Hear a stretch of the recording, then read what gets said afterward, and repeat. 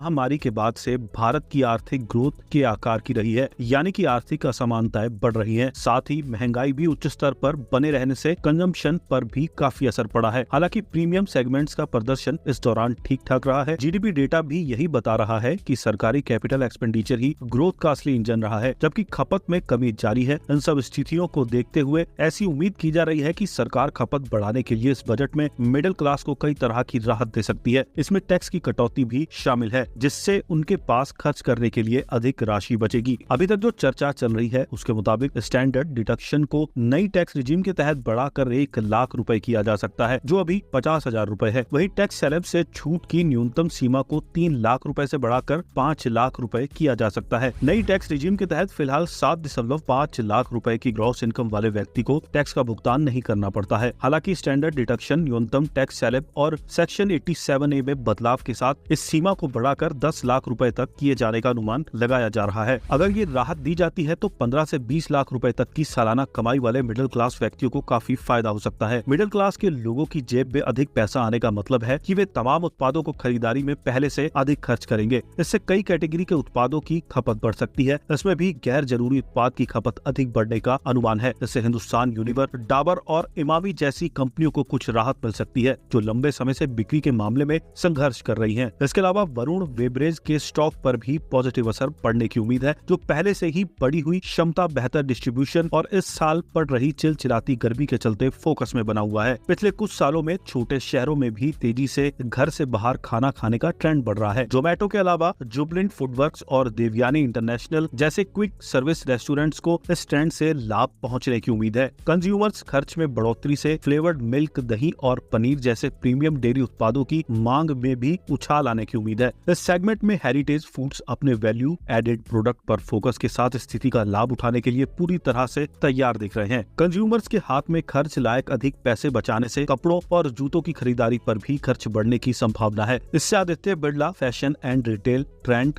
और metro brands जैसी इस सेगमेंट की ऑर्गेनाइज्ड और ब्रांडेड कंपनियों को भी लाभ मिलने की उम्मीद है। बढ़ते शहरीकरण और रिकॉर्ड गर्मी के चलते एयर कंडीशनर की मांग भी तेजी से बढ़ रही है, इसलिए एसी बनाने वाली प्रमुख कंपनी वोल्टास एक बेहतरीन विकल्प हो सकता है। बजट 2024 से 25 में मिडिल क्लास को अगर होम लोन ब्याज पर छूट और टैक्स बेनिफिट जैसे कुछ नए इंसेंटिव मिलते हैं तो रियल एस्टेट से जुड़े पूरे वैल्यू चेन में मांग बढ़ सकती है। इससे डालमिया भारत हैवेल्स इंडिया, कजारिया सेरामिक्स और सेरा सैनिटरी वेयर जैसे होम इम्प्रूवमेंट कंपनियों को फायदा मिलेगा। मिडिल क्लास की आय जैसे जैसे बढ़ेगी, दोपहिया वाहन की मांग भी उतनी ही तेजी से बढ़ोतरी हो सकती है। दोपहिया वाहन भीड़ भाड़ वाले शहरी क्षेत्रों में भी राहत देती है और बेहतर स्थिति व जीवन शैली का प्रतीक है। हीरो मोटोकॉर्प और बजाज ऑटो इस सेगमेंट की प्रमुख लाभार्थी हो सकती है।